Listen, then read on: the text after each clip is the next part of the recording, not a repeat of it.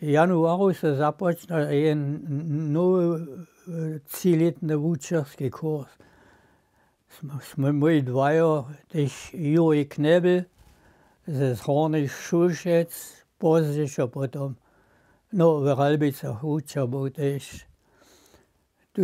S tom sme my tam šli, tam bychu ze Sivie Łužice, mladší Serbia, ki sa popravom ukúbachu jako písaria do serbských inštitúcií. To sú niekoci tež ostali, alebo najjace. A my s Jurijom Kneblom, my sme skočili do toho učerského kurza. A tak som ja do učerstva přišel. Viezol tež nepříjemné scény. To bychu cíletné kurzy. A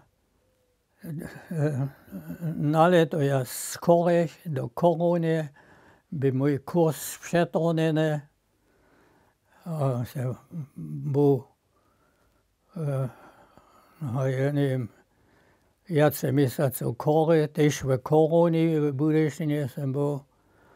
A tak, so ja nesem ten kurz mohol dokončiť, ale na zimu sa započal jeden ďalší, ja do toho zase skočil.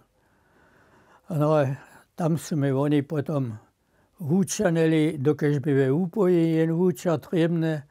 Ja taký nehotový do šule teknené. Ale